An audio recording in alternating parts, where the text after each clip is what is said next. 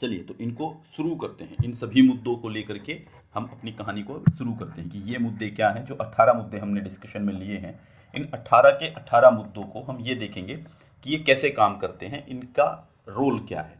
ठीक है, तो यहाँ पे देखिए, अब शुरू करते हैं। पहली चीज़ हम समझेंगे कि यहाँ की जो भौगोलिक स्थिति है वो क्या है, यानी कि जियोग्राफिकल कंडीशन क्या है। ये देखिए, ये पाकिस्तान है, ये पूरा पाकिस्तान बना हुआ है। इसके जो बिल्कुल साइड में ना, यहाँ पे ये इंडिया है, यहाँ इंडिया है। ठीक है, ये इंडिया है, इसको आप समझ लें। ठीक है, तो इंडिया का जो मैप है वो इधर होगा, ये इधर पाकिस्तान है। और ये जो एरिया है ऊपर वाला, जो हम यहाँ से यहाँ तक जो पहुँचते हैं, ये पीओके है। अगर आप देखेंगे तो इंडिया को जब आप यहाँ तक जोड़ लेते हैं, तो यहाँ तक जोड़ने के बाद जो है आपका जो एरिया है वो इस तरीके से चला जाता है, और फिर वो ऐसे हो जाता है यहाँ से, और फिर वो नीचे की तरफ जाता है ऐसे करते हुए। ठीक है, और फिर वो ऊपर ऐसे बढ़ते बढ़ते निकल जाएगा। ठीक है, और यहाँ से फिर जो है ये जो मुद्दा है, ये कश्मीर वाला मुद्दा जो है ये यहाँ से शुरू होता है। ठीक है, तो ये इंडिया है इधर, ये पाकिस्तान है। पाकिस्तान के अंदर जो हम चीज़ें देखते हैं, यहाँ पे कुल मिला करके हम मुख्यतः तीन जो इसके मेन स्टेट हैं या तीन जो प्रांत हैं उसके बारे में चीज़ समझने की कोशिश करते हैं। एक एरिया ये खैबर प्रांत का, ये ऊपर पीओके के नीचे लाइन खींचिए, यहाँ पे इसके नीचे खैबर प्रांत है। ठीक है, इसमें जो है यहाँ पे ये खैबर प्रांत है, एक ये बलूचिस्तान है, और एक ये सिंध प्रांत है। ये तीन बड़े प्रांत हैं यहाँ पे, मतलब कि सबसे बड़े जो प्रांत है वो सिंध प्रांत है, बलूचिस्तान है, खैबर खैबर है। ये तीन स्टेट हैं कुल मिला करके। और इसके साइड में जो यहाँ पे ये ईरान लगता है, और ये ऊपर इसकी साइड में अफगानिस्तान लगता है। ठीक है, और ये जो है ये सिंधु, जितनी ये नदियाँ हैं देखियो, ये झेलम, चिनाब, रावी, सतलुज, व्यास, ये नदियाँ हैं यहाँ पे। ठीक है, इन नदियों को आप देख लें कि ये नदियाँ कहाँ से आ रही हैं, कश्मीर से निकल करके आ रही हैं। ठीक है, कश्मीर के एरिया से निकल करके नदी आती है। ये जो सबसे लंबी नदी है, ये जो यहाँ पे आती है, ये सिंधु नदी है। इसी सिंधु नदी के अंदर जो ये सारी नदियाँ मिलती हैं आकर के, चिनाब है, ठीक है, ब्यास है, रावी है, सतलुज है। तो ये सारी नदियां आपस में एक दूसरे से जुड़ती हैं, और ये पंजाब बोलते हैं इसको, ये पंज आब, यानी कि 5 नदियों का मिलन जहाँ होता है उसको पंजाब बोलते हैं। यहाँ पे आने के बाद में ये पाकिस्तान वाला पंजाब है, इधर इंडिया वाला पंजाब है यहाँ पे। ठीक है, इधर ही जो यहीं पे जो है वो लाहौर लगता है, यहीं पे इस एरिया में। ठीक है, और ये सिंधु होता है, यहाँ पे नीचे आके इनका कराची है। देखो, ये बताने का मतलब ये है कि आप एक बार पाकिस्तान का ओवरव्यू कर लेंगे कि पाकिस्तान के साथ मुद्दे जुड़ेंगे हमारे, कि ये खैबर प्रांत है, यहाँ पे हिंदू कुश पर्वत है। ठीक है, ये सुलेमान की पहाड़ियाँ हैं, सुलेमान पर्वत श्रृंखला है यहाँ पे। ठीक है, ये किरथर पर्वत है, यहाँ पे जो है ये जो बना रखा है ये किरथर पर्वत है। ठीक है, यहाँ फिर ये बलूचिस्तान का पठार है, यानी कि जो मेन यहाँ पे जितने नेचुरल रिसोर्सेज हैं वो सारे के सारे जो हैं वो यहाँ पे हैं, इस एरिया के अंदर हैं पाकिस्तान के। और ये पाकिस्तान का जो है लगभग आधा एरिया कवर करता है। ठीक है, और मतलब कि ये लगा लीजिए कि 44% एरिया जो है ये बलूचिस्तान का एरिया है यहाँ पे। और यहाँ पे बहुत ज़्यादा मतलब कि मिनरल्स हैं, रिसोर्सेज हैं, नेचुरल रिसोर्सेज हैं। ठीक है, ये नदियाँ हैं, ये इधर से इस तरफ आती हैं, जो जो यहाँ समुद्र में गिरती है, कराची से होकर के।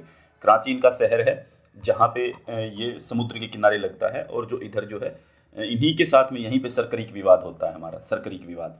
ठीक है, अब हम चलते हैं इसके इतिहास की तरफ। देखिए, पाकिस्तान को जब हम डिस्कशन में लेते हैं तो वहाँ पे हमें भारत के इतिहास की बात करनी पड़ेगी। ठीक है, यानी कि जब पाकिस्तान के इतिहास को समझेंगे तो वहाँ पे क्या होता है कि हमें जो है भारत के इतिहास को समझना जरूरी है। क्योंकि पाकिस्तान बना कब है, पाकिस्तान बनता है 15 अगस्त 1947 को। उससे पहले तो पाकिस्तान नहीं था, उसके बाद पाकिस्तान बना है। भारत की आज़ादी हुई, भारत इंडिपेंडेंट हुआ। उसी रात को जो है जब भारत का विभाजन हुआ, भारत को पार्टीशन हुआ भारत का।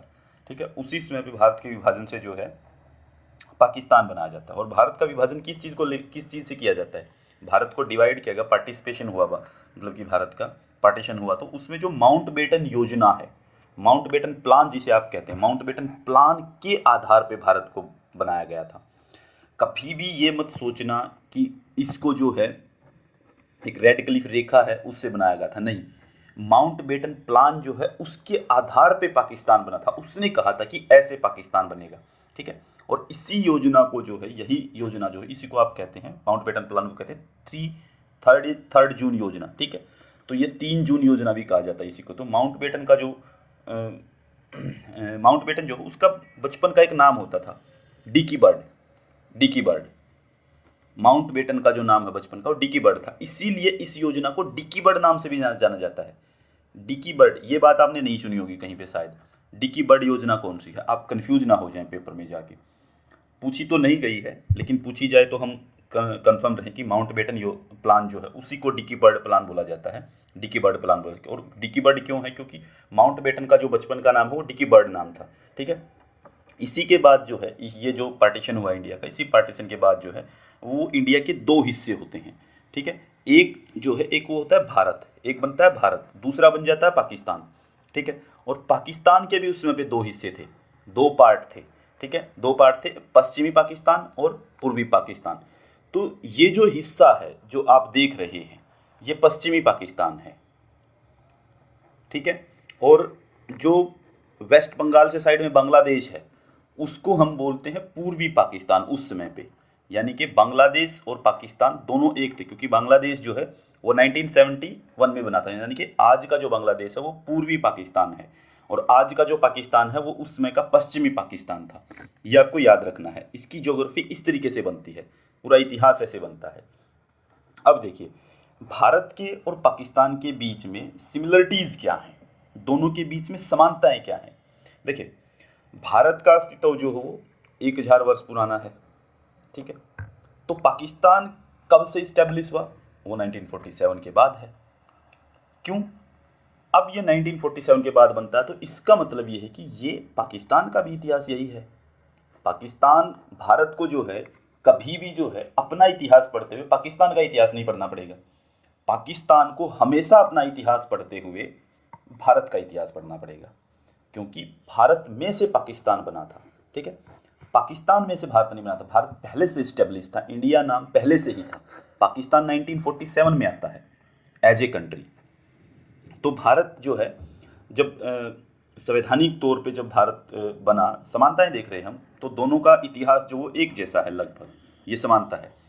भारत संवैधानिक तौर पर धर्म राष्ट्र है,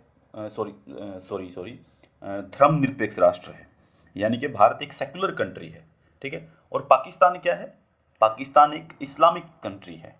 ये इनके बीच में जो है ये असमानताएं हैं, ठीक है। हम समानताएं कह रहे थे, तो इसको असमानताएं पढ़ना कि इनके बीच में जो है वो डिफरेंसेस क्या हैं, सिमिलरिटीज़ नहीं है, डिफरेंसेस हैं। तो डिफरेंसेस क्या है दोनों के बीच में, कि दोनों के अंदर जो है ये फ़र्क है कि भारत जो है वो एक सेकुलर कंट्री है, पाकिस्तान जो है वो एक इस्लामिक कंट्री है। इस्लाम के आधार पर इसको बताते हैं, ठीक है। भारत का वर्ष इतिहास जो 1000 साल पुराना है, और पाकिस्तान का 1947 के बाद इतिहास बनना शुरू होता है, ठीक है। पाकिस्तान के बनने पर जो हो, पाकिस्तान की जो विदेश नीति है वो कौन बनाता था, वो मुस्लिम लीग की जो नीति थी, यानी कि जो मुस्लिम लीग जो डिसाइड करती थी वही उसकी पॉलिसी होती थी। जबकि भारत के अंदर क्या, भारत के अंदर संविधान के अंदर ये कहा गया है कि हम अपनी फॉरेन पॉलिसी के अंदर पीस को स्टेब्लिश करेंगे। तो भारत का संविधान विदेश नीति को, यानी कि भारत की फॉरेन पॉलिसी को बनाने में हेल्प करता है, ठीक है। और भारत की जो नीतियां हैं या भारत की जो फॉरेन पॉलिसी है वो किससे प्रभावित हैं, वो सारी की सारी जो वो इंडिया के नेशनल मूवमेंट से प्रभावित हैं। इंडिया नेशनल मूवमेंट के अंदर जो वो कांग्रेस थी, कांग्रेस के साथ जितने भी लोग जुड़े हुए थे, हमने कल देखा था ना कि भारत की फॉरेन पॉलिसी में महात्मा बुद्ध का भी दिखाई देता है हमें कहीं ना कहीं पे, महात्मा गांधी भी दिखाई देते हैं, नेहरू भी दिखाई देते हैं, रविंद्रनाथ टैगोर भी दिखाई देते हैं, विवेकानंद भी दिखाई देते हैं, ठीक है, जैन धर्म भी दिखाई देता है। तो भारत की जो फॉरेन पॉलिसी है वो बनती है भारत के संविधान से, भारत के नेशनल मूवमेंट से, वो प्रभावित करती है भारत की विदेश नीति को। जबकि पाकिस्तान की जो विदेश नीति है वो बनती है मुस्लिम लीग के एजेंडे के अकॉर्डिंग, यानी कि मुस्लिम लीग का जो एजेंडा था वही उसकी फॉरेन पॉलिसी का भी एजेंडा था। तो भारत की जो विदेश नीति है उसमें ज़्यादातर हम देखते हैं कि भारत के जो महापुरुष हैं उनका बहुत बड़ा योगदान दिखेगा आपको, ठीक है। जो भारत के ग्रेट लीडर हुए हैं, यानी कि जो भारत के बड़े बड़े शासक हुए हैं, उनका भारत की नीति में बड़ा योगदान दिखेगा। कि आपको महात्मा बुद्ध दिखाई देंगे, अशोक दिखाई देंगे, चाणक्य दिखेंगे, गांधी दिखेंगे, नेहरू दिखेंगे, रविंद्रनाथ टैगोर दिखेंगे। तो ये भारत की विदेश नीति की इनसे डिफरेंस कैरेक्टरिस्टिक्स हैं, ठीक है। इसके बाद जो हम देखते हैं, जो एक और जो इनके दोनों के बीच में डिफरेंस है, भारत में क्या है कि पिछले जो 70 साल, भारत जब से आज़ाद हुआ है, 70-75 साल हो चुके हैं भारत को, तो उन 75 सालों के अंदर जो है वो एक स्टेब्लिश डेमोक्रेसी है भारत के अंदर। यानी कि भारत जो है पिछले 70 साल से लगभग जो है वो एक डेमोक्रेटिक कंट्री बना हुआ। भारत के अंदर कभी ऐसा क्राइसिस नहीं आया कि हमने बीच में सरकार तोड़ दी हो अपनी और मिलिट्री शासन लागू हो गया। नहीं, हमने हमेशा लगातार इलेक्शन हुए हैं, 17 बार इलेक्शन हुए हैं, 17 लोकसभा बनी है भारत के अंदर, ठीक है। तो भारत जो है वो एक स्टेब्लिश लोकतंत्र है, एक स्थायी लोकतंत्र बना हुआ है। लेकिन पाकिस्तान में क्या, पाकिस्तान में आज तक का रिकॉर्ड है, एक भी सरकार, कोई भी सरकार 1947 से लेकर के आज तक अपना पूरा कार्यकाल नहीं कर पाई है। आपको पता होगा पिछले दिनों जो है इमरान खान की सरकार भी गिरा दी गई है, नहीं कर पाई ना अपना पूरा कार्यकाल, दूसरी सरकार बन गई, ठीक है। उसी तरीके से उससे पहले जो सरकार थी उसको भी गिरा, तोड़ के मारा, तोड़ के बनाया गया था इधर उधर से, ठीक है। अभी तक जितने भी हुए हैं उसके अंदर जो है वो जो मिलिट्री का जो प्रभाव है वो रहा है। भारत में कभी हमारी सरकार के ऊपर मिलिट्री का प्रभाव नहीं होता है कि मिलिट्री इफेक्ट करेगी, मिलिट्री इन्फ्लुएंस करेगी, नहीं करती है इसमें, ठीक है। इसीलिए हम कहते हैं कि पाकिस्तान जो है एक वीक डेमोक्रेसी है, एक कमजोर लोकतंत्र है पाकिस्तान के अंदर। तो भारत और पाकिस्तान में ये असमानताएं हैं कि भारत संवैधानिक तौर पे जो है एक धर्मनिरपेक्ष, एक सेक्युलर कंट्री है, पाकिस्तान एक इस्लामिक कंट्री है, ठीक है। पाकिस्तान की जो फॉरेन पॉलिसी है वो डिसाइड होती थी मुस्लिम लीग की पॉलिसी से, भारत की जो फॉरेन पॉलिसी है वो डिसाइड होती थी भारत के नेशनल मूवमेंट से और भारत के संविधान से, ठीक है। और भारत के जो महापुरुष लोग रहे हैं उनसे डिसाइड होती थी, वो उसके अंदर देखने को मिलते हैं, उनके विचार देखने को मिल जाएंगे हमें। फिर जैसे भारत के अंदर जो है डेमोक्रेसी जो वो स्टेब्लिश रही है पिछले 70 सालों से, उसके अंदर कहीं पर भी हमें ये नहीं देखने को मिलेगा कि वो टूटी फूटी डेमोक्रेसी है, नहीं, वो बिल्कुल स्टेब्लिश डेमोक्रेसी रही है, ठीक है। लेकिन भारत में जो है एक बात और है कि भारत में सरकार हमेशा से खड़ी रही है, बार बार इलेक्शन हुए हैं, ठीक है। कंप्लीट शासन किया हर एक सरकार ने, पूरा का पूरा अपना कार्यकाल किया है। पाकिस्तान के अंदर मिलिट्री शासन बहुत बार रहा है, मिलिट्री बहुत प्रभावित करती है, ठीक है। वहाँ पे मिलिट्री के जो मिलिट्री को जो चलाने वाले लोग हैं, ठीक है, उन लोगों ने जो है वो देश की सरकार बनाई है कई बार, ठीक है, कई बार ऐसा हुआ है, ठीक है। आप लोग परवेज मुशर्रफ का नाम भी याद होगा, परवेज मुशर्रफ आर्मी के जनरल हुआ करते थे, लेकिन वो एक ऐसा समय आ गया था कि जब वो राष्ट्रपति बन गए और सरकार को हटा करके खुद सर्वेसर्वा बन गए थे पाकिस्तान के, ठीक है। तो ये इनके बीच में, दोनों के बीच में असमानताएं हैं। अब हम देखते हैं कि भारत और पाकिस्तान के बीच में डिस्प्यूट्स किन चीज़ों को लेकर होता है, कौन से कारक हैं, ठीक है, वो जो भारत के बीच में डिस्प्यूट पैदा करते हैं। इसको हम जो है वो 3 भागों में डिवाइड कर सकते हैं, 3 पार्ट्स में डिवाइड कर सकते हैं कि 3 चीज़ें हैं जो भारत के अंदर डिस्प्यूट्स पैदा करते हैं भारत और पाकिस्तान के बीच में। पहली चीज़ तो ये है कि भारत को जो वो विरासत में मिले हुए डिस्प्यूट्स हैं, ठीक है, यानी कि ट्रेडिशनल डिस्प्यूट है भारत के साथ में। दूसरा है कि भारत पाकिस्तान पे आरोप लगाता है, तीसरा है पाकिस्तान भारत पर आरोप लगाता है। इन तीनों को अलग अलग देखिए। विरासत में जो चीज़ मिली हुई है उसमें एक चीज़ तो ये मिली हुई है कि भारत और पाकिस्तान के बीच में जो है वो एक सांप्रदायिकता, कम्युनलिज्म जो है वो एक बड़ा कारण है। यानी कि यहाँ पे हिंदू और मुस्लिम्स को लेकर के दोनों के बीच में बहुत बड़ी कंट्रोवर्सी रहती है। पाकिस्तान कहता है कि मुस्लिम सुरक्षित नहीं है, भारत कहता है कि हिंदू सुरक्षित नहीं है, ठीक है। तो ये दोनों के बीच में कंट्रोवर्सी रही है और इसी को लेकर के बहुत ज़्यादा तरोड़ा मरोड़ा जाता है। भारत में भी पाकिस्तान में भी, दोनों देशों में जो है वो सरकारें गिराने का, उठाने का, चलाने का, इलेक्शन कैंपेनिंग का यही एक आधार बनना रहता है कि यहाँ पे जो है वो कम्युनलिज्म काफ़ी हावी रहा है दोनों देशों के बीच में आपस में। ये विरासत में मिला तनाव का मतलब ये है कि ये पहले से हमारी लेगेसी ही ऐसी रही है, ठीक है, ये लेगेसी के तौर पे मिला हुआ हमें, हमारी विरासत ये बना दी गई है, ठीक है, कि मुस्लिम लीग और कांग्रेस के बीच में यही तो तनाव था, कम्युनलिज्म, कि मुस्लिम और हिंदू की बात करके। उससे पहले की जो भी शासक रहे उसको लेकर के आपस में डिस्प्यूट है कि हम क्यों, हमारे ऊपर इन्होंने राज किया, फलाने ने राज किया, ये चीज़। इसके बाद जो है वो है भारत और इस पाकिस्तान के बीच में कश्मीर विवाद। यानी कि जो कश्मीर 1947 में जब भारत बना, भारत और पाकिस्तान जब अलग हुए, तो उस समय पे जो है कश्मीर का मुद्दा बहुत ही ज़्यादा स्ट्रांगली तौर पे प्रेजेंट होता है। और कश्मीर का मुद्दा जो है वो उस समय पे दोनों देशों के लिए बहुत बड़ी वो कहते हैं ना कि बहुत बड़ा नुकसान जो दोनों देशों को झेलना पड़ता है इस चीज़ का। तो कश्मीर विवाद जो हो इन दोनों के बीच में रहा आज तक। फिर है जैसे दोनों के बीच में नदी जल विवाद, यानी कि रिवर वाटर डिस्प्यूट रहता है, मतलब कि नदी के पानी को लेकर के इन दोनों के बीच में झगड़ा होता है, और इनके बीच में एक समझौता भी हुआ है, सिंधु जल समझौता बोलते हैं उसको, सिंधु वाटर ट्रीटी बोलते हैं उसको, 1960 में आई थी सिंधु वाटर ट्रीटी। ठीक है, तो ये विरासत में मिले हुए तनाव है कि ये जो हैं ये हमें पहले से मिले हुए, हमने क्रिएट ही नहीं किए, ये अपने आप मिले हुए हैं सोशल कॉन्ट्राडिक्शंस के कारण। इसके बाद भारत क्या आरोप लगाता है इनके ऊपर? भारत आरोप लगाता है कि पाकिस्तान जो है भारत के अंदर आतंकवादी भेजता है, सीमा पार आतंकवाद। ठीक है, क्रॉस बॉर्डर टेररिज्म। तो क्रॉस बॉर्डर टेररिज्म का भारत आरोप लगाता है कि पाकिस्तान भारत के अंदर हमले करवाता है, भारत के अंदर जो भारत की पॉलिटिकल कंडीशन हो उसको, मतलब कि पॉलिटिकल कंडीशन को इफेक्ट करता है भारत की। ठीक है, आतंकवादी घटनाओं से भारत से भागे हुए अपराधियों को शरण देता है, यानी कि भारत में किसी ने क्राइम किया और क्राइम करके छुप जाता है कहाँ जाके? पाकिस्तान के अंदर। कि हम जब कश्मीर के अंदर देखते हैं कि कश्मीर में किसी ने क्राइम किया तो पीओके जो एरिया है, पाकिस्तान ऑक्युपाइड कश्मीर जो हो, वहाँ पे जाके छिप जाते हैं लोग।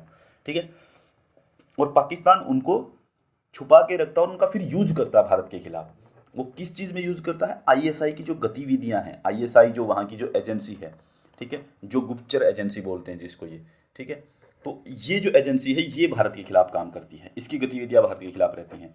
फिर सीपीईसी का मुद्दा, ठीक है, चाइना पाकिस्तान इकोनॉमिक कॉरिडोर का जो मुद्दा है, उसके ऊपर भारत की जो है काफ़ी ज़्यादा मतलब कि कंट्रोवर्सी रहती है कि ये पाकिस्तान जो है, पाकिस्तान ने जो है ये सीपीईसी जो है ये चाइना से लेकर के पाकिस्तान तक का एक कॉरिडोर बनाया, चाइना ने जो बनाया है।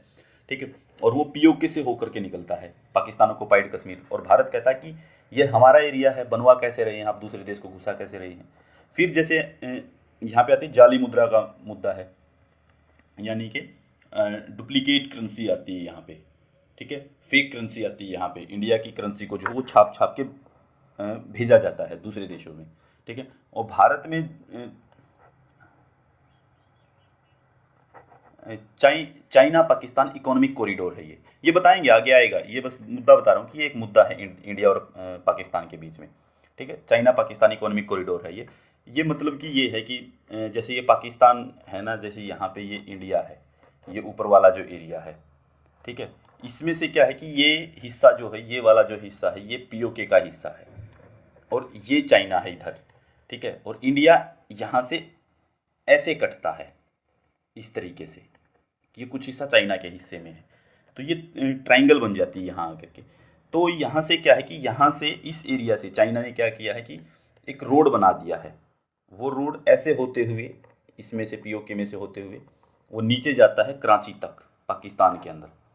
ठीक है, और इसके अंदर क्या हो रहा है कि यहाँ से ये रोड जो है चाइना ने अपने व्यापार के लिए बनाया। भारत यहाँ पे ये कहता है कि ये चाइना पाकिस्तान इकोनॉमिक कॉरिडोर जो है ये इंडिया के हिस्से में से बना हुआ है, हमने अनुमति दी नहीं, क्योंकि पीओके को हम कहते हैं कि ये हमारा हिस्सा है। ठीक है, अभी ये मुद्दा होने वाला, गर्म मुद्दा होने वाला थोड़े दिन में, आप इसको देखना इंडिया की पॉलिटिक्स में, क्योंकि 2024 इलेक्शन आ रहा है, यही एक मुद्दा बचा हुआ है जिसके ऊपर डिस्कशन बाकी है। ठीक है, और जिसके ऊपर इलेक्शन लड़ना बाकी है।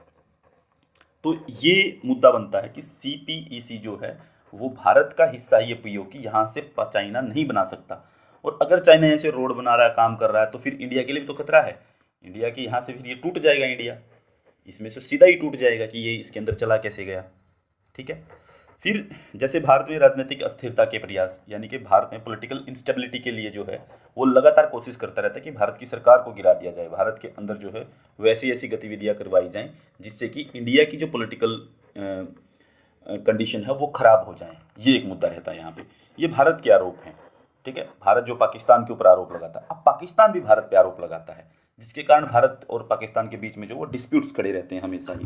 अब आरोप क्या लगाता है वो देखिए, पहला आरोप लगाता है सियाचिन का मुद्दा, सियाचिन का मुद्दे के ऊपर आरोप रहता है कि सियाचिन का जो मुद्दा है वो बहुत ही गर्म मुद्दा है। सियाचिन जैसे ये कश्मीर बनाया ना हमने, ये बिल्कुल यहाँ पे ऊपर जाके बिल्कुल चोटी में, ये इस एरिया के अंदर है। ठीक है, पाकिस्तान से लगता हुआ एरिया है, ये थोड़ा सा इधर आ जाएगा, इधर आ जाएगा पाकिस्तान से। सियाचिन में क्या है कि यहाँ पे बहुत भारी बर्फ पड़ती है और -50 डिग्री तक का यहाँ पे तापमान रहता है। और -50 डिग्री के इस तापमान में जो है ये सियाचिन के अंदर जो है कई बार घुसपैठ होती रहती है पाकिस्तान की तरफ से, ठीक है। तो पाकिस्तान इस पे यह आरोप लगाता है कि सियाचिन जो है उसको खाली किया जाए भारत के द्वारा, इसको भारत ने मिलिट्री का अड्डा बना दिया है, पाकिस्तान यह आरोप लगाता है भारत पे। दूसरा मुद्दा है सरक्रीक विवाद। सरक्रीक विवाद, सरक्रीक विवाद जो है वो मुद्दा आता है भारत का पाकिस्तान के साथ में, जो गुजरात का जो रण है, गुजरात के अंदर जो है वहाँ पे क्या होता है कि जैसे यहाँ पे जगह नहीं है, थोड़ी सी कम जगह है, चलिए बता ही देता हूँ फिर भी। देखो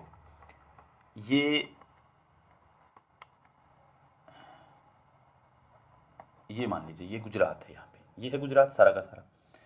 अब यहाँ पे गुजरात से क्या होता है कि ये इस तरीके की जो है ना कुछ लेयर बन जाती हैं जो समुद्र से लगता हुआ एरिया है। तो ये जो एरिया है ये इस तरीके से है, ये यहाँ पे, ठीक है। तो यहाँ पे क्या है कि सरक्रीक मुद्दे के अंदर यहाँ पे दलदल का है मामला, यहाँ पे दलदल होती है। तो इसके अंदर क्या है कि यहाँ पे ऐसा कहा जाता है कि इसके ऊपर दावा करता है पाकिस्तान, और भारत के लिए ये कहता है कि भारत यहाँ पे गलत दावा कर रहा है, भारत यहाँ पे एक्सपेरिमेंट करता है अपने, ठीक है। भारत कहता है कि हमारा ही एरिया है भाई, तुम कैसे दावा कर सकते हो। तो ये कहते हैं कि इसके अंदर इंडिया एक्सपेरिमेंट करता है यहाँ पे सरक्रीक के अंदर। तो इंडिया पाकिस्तान के बीच में सरक्रीक मुद्दा है। फिर है जैसे बगलीहार जल परियोजना, ये झेलम नदी के ऊपर बनाई गई एक वो है, मतलब कि बांध बनाया गया है, जल विद्युत परियोजना है, ठीक है, बिजली बनाने के लिए। किशन गंगा परियोजना है, वो भी एक ऐसी है, बताएंगे इनको सारी आएंगी। तुलबुल नो परिवहन योजना है। बलूचिस्तान में राजनीतिक अस्थिरता, यानी कि बलूचिस्तान, देखिए ये जिक्र किया था ना हमने, ये बलूचिस्तान, जैसे भारत आरोप लगाता ना कि कश्मीर के अंदर जो है ये यहाँ से आतंकवादी भेजता है, ऐसे ही पाकिस्तान आरोप लगाता है कि बलूचिस्तान को भड़काने का काम भारत करता है। भारत के अंदर जैसे नक्सलाइट्स है ना, नक्सलाइट है छत्तीसगढ़ के अंदर, वैसे ही यहाँ पर भी जो है वैसे ही लोग हैं जो पाकिस्तान की आर्मी, पाकिस्तान की सरकार का या पाकिस्तान की आर्मी का विरोध करते हैं और कहते हैं कि हमें अलग कर दीजिए, हम पाकिस्तान से अलग रहना चाहते हैं। ये कहते हैं बलूचिस्तान के कुछ यहाँ पे ग्रुप हैं वो, और इसके लिए कहता है पाकिस्तान की इनको भड़काने का काम इंडिया करता है। ये पाकिस्तान आरोप लगाता है हम पर, भारत पर, ठीक है। तो ये कुछ मुद्दे हैं जो भारत के इनके बीच में विवाद उत्पन्न करते हैं। इनको एक एक करके समझेंगे। पहले हम समझ रहे हैं भारत और पाकिस्तान के बीच में बेहतर संबंध बनाने के जो प्रयास हुए वो देखते हैं। तनाव उत्पन्न करने वाले ही मुद्दे आते हैं बहुत सारे पेपर के अंदर, ठीक है। ये सारी चीज समझेंगे हम बारी बारी से आगे चल करके। अभी फिलहाल समझते हैं बेहतर संबंध बनाने के लिए भारत ने क्या क्या कोशिशें की हैं, उनको समझने की कोशिश करते हैं। तो यहाँ पे जो कोशिश हुई है, पहली कोशिश हुई है track 1 diplomacy. Track 1 diplomacy, track 1 diplomacy का कल मैंने बताया था ना कि सरकार जब सरकार के स्तर पे वार्ता करे, यानी कि गवर्नमेंट टू गवर्नमेंट, ये भारत की एक योजना है, भारत की विदेश नीति है। तो भारत ट्रैक 1 डिप्लोमेसी जो पॉलिसी है वो इनके साथ यूज करता है, ठीक है। तो यहाँ पे सबसे ज्यादा जो जोर दिया था वो प्रधानमंत्री अटल बिहारी ने जोर दिया था इनको लेकर के। ट्रैक 1 डिप्लोमेसी में 1999 में क्या है कि वो पाकिस्तान की यात्रा करते हैं, ठीक है। 1999 में जो है वो पाकिस्तान की यात्रा करते हैं, ठीक है। और जब पाकिस्तान की इन्होंने यात्रा की तो उसके बाद यह कि 2001 में परवेज मुशर्रफ जो है वो भारत की यात्रा करते हैं, ठीक है। और प्रधानमंत्री मोदी जो है 2015 में पाकिस्तान की यात्रा करते हैं। बात यह है कि जैसे 1999 में पाकिस्तान की यात्रा की, 1999 में ही जो है इसके तुरंत बाद कारगिल का अटैक हो गया। 2001 में जैसे ही परवेज मुशर्रफ भारत में आया, तुरंत बाद भारत के संसद पे हमला हो गया।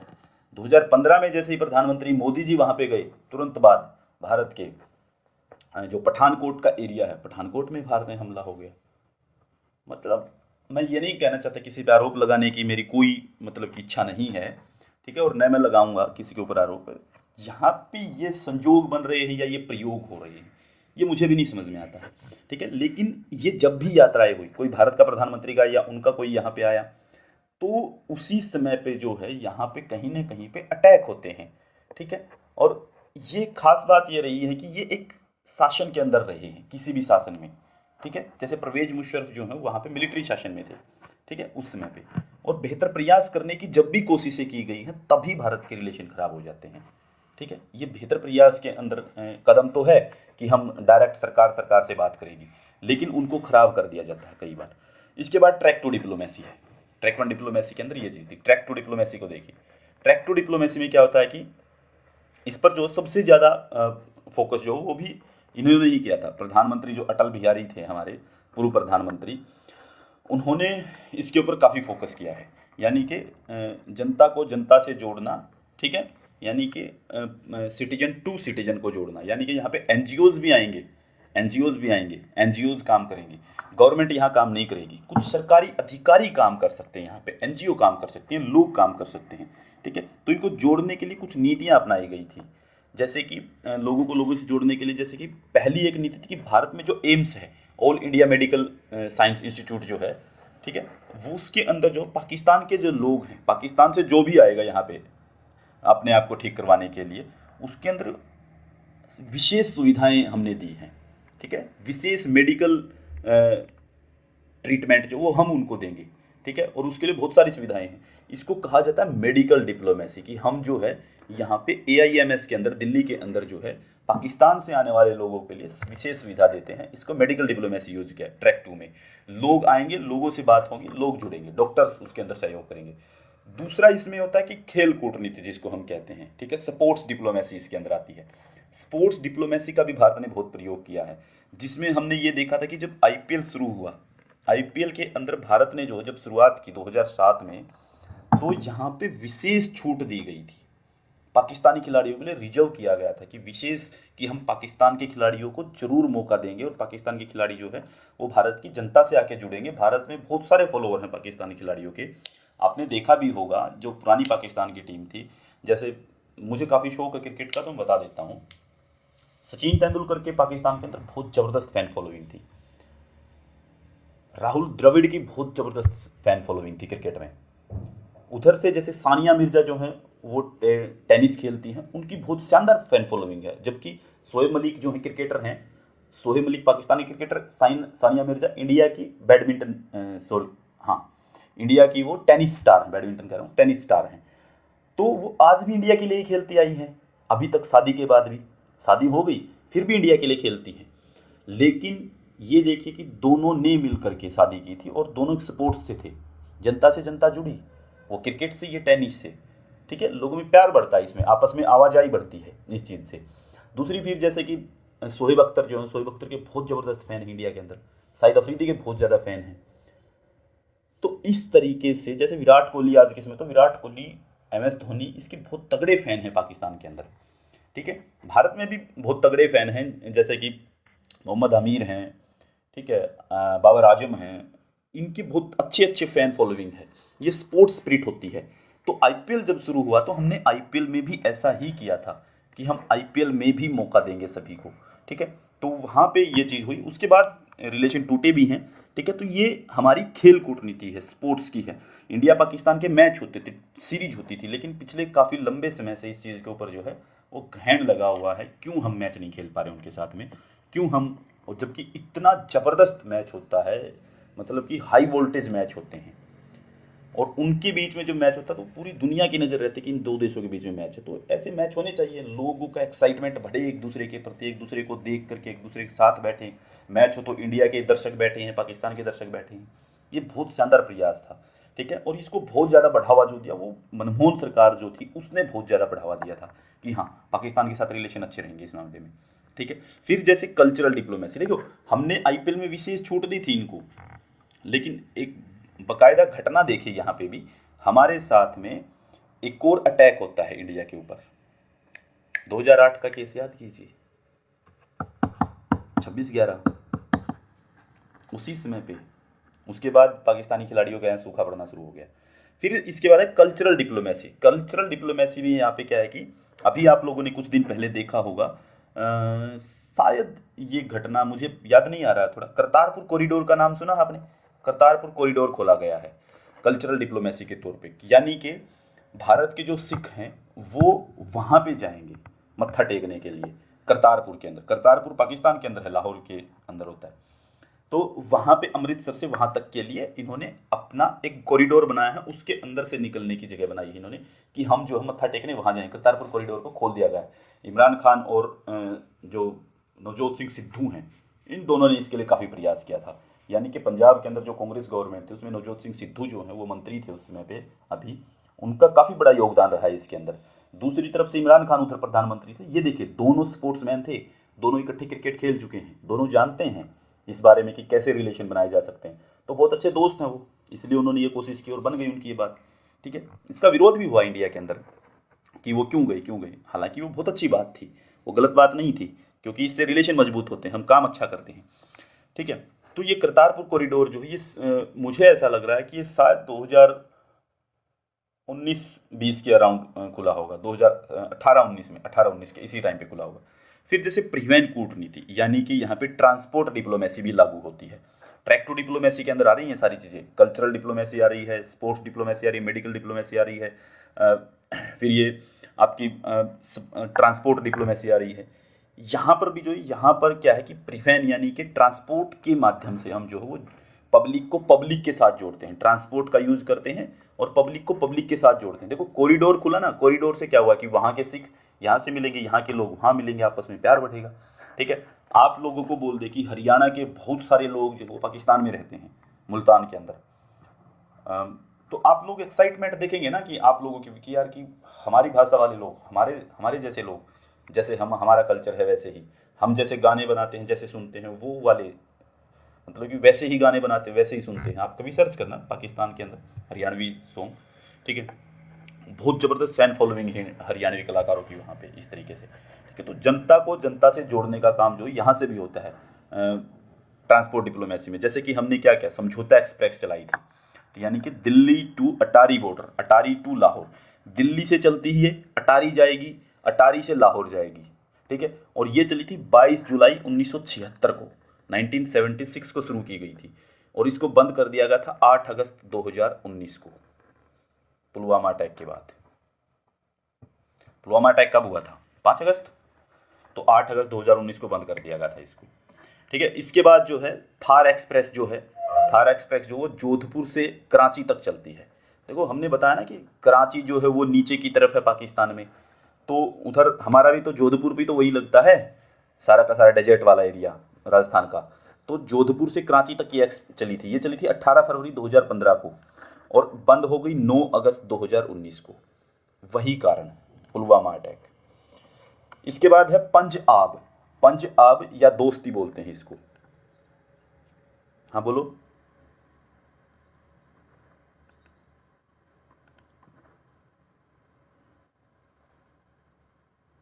14 फरवरी को हुआ था, वो कह रहे हो हैं? फिर ये कारण इसी का यही दिया जाता है यार कि मुझे लगता है कि एयर स्ट्राइक वाला होगा, फिर एयर स्ट्राइक वाला मामला होगा ना। 370 19 में नहीं हटी ना, 5 अगस्त 2019 को। हम्म हम्म हम्म हम्म। चलिए जो भी इसके पीछे कारण है उसको देखते हैं, आगे आएगा भी। कारण इन्होंने लिखे हुए हैं साथ के साथ में, क्यों बंद कर रहे हैं ये। ठीक है, इंडिया पाकिस्तान के रिलेशन क्यों खराब हो रहे हैं। फिर जैसे एक शुरू की थी भारत ने पंजाब या दोस्ती, ये याद रखने की चीज़ें हैं, ये पेपर में आती हैं। ठीक है, समझौता एक्सप्रेस किसके साथ है, कब चली थी ये, कब बंद हो गई। एक्सप्रेस जोधपुर से कराची एक्सप्रेस कब चली थी, एक्सप्रेस जोधपुर से कराची जो है 18 फरवरी 2015 से शुरू, 9 अगस्त 2019 को बंद हो गई। पंजाब या दोस्ती ये जो है लाहौर से अमृतसर चलती थी, पंजाब या दोस्ती नाम से 2006 में चली थी लाहौर से अमृतसर। ठीक है, ठीक है, दिल्ली लाहौर बस सेवा जो है 19 फरवरी 1999 को शुरू हुई थी, जब हमारे प्रधानमंत्री अटल बिहारी गए थे। ठीक है, 19 फरवरी 1999 को शुरू हुई थी, लेकिन अगस्त 2019 से बंद है, सारी अगस्त में बंद हुई है, अगस्त 2019 में सारी बंद कर दी गई थी। तो ये बेहतर संबंध बनाने के प्रयास हुए ट्रैक टू डिप्लोमेसी के दौरान। ठीक है, फिर ट्रैक टू डिप्लोमेसी को जो वो सबसे ज़्यादा यूज़ कब हुआ, 1990 में शुरू किया गया था। सबसे पहले कब यूज़ हुआ, 1990 में शुरू होता है। ठीक है, जब क्या होता है कि जब जो रिटायर्ड भारत के फॉरेन सेक्रेटरी हैं, यानी कि भारत के जो रिटायर्ड फॉरेन सेक्रेटरी हैं और रिटायर्ड जो मंत्री हैं, देखिए यहाँ पे दो चीज़ें देखिए, भारत के रिटायर्ड फॉरेन सेक्रेटरी, रिटायर्ड जो मिनिस्टर रहे हैं, ठीक है, या जो विदेशी मामलों को लेकर के या जो सिक्योरिटी के मामलों को लेकर के जो विशेषज्ञ लोग हैं, उनको शामिल किया गया था 1990 में जब इसको शुरू किया गया ट्रैक टू डिप्लोमेसी के अंदर। तो यहाँ पे जो गवर्नमेंट से अलग जो अधिकारी हैं, गवर्नमेंट के अधिकारी नहीं है लेकिन गवर्नमेंट की सेवाओं से रिटायर हो गए हैं, जिसमें हम देखते हैं कि जो फॉरेन सेक्रेटरी होते थे हमारे, ठीक है, या फिर भारत के जो मंत्री होते थे पहले, या भारत के जो विदेशी मामलों के या सुरक्षा के मामलों के सलाहकार होते थे या विशेषज्ञ होते थे, उनको शामिल किया गया कि आप लोग आइए और रिलेशन बना के बताइए हमें कैसे किया जा सकता है। तो भारत पाकिस्तान की जो एक पहली वार्ता हुई थी, इसके अंदर ट्रैक टू डिप्लोमेसी की पहली वार्ता हुई थी नीमराणा वार्ता बोलते हैं उसको, नीमराणा नेगोशिएशन।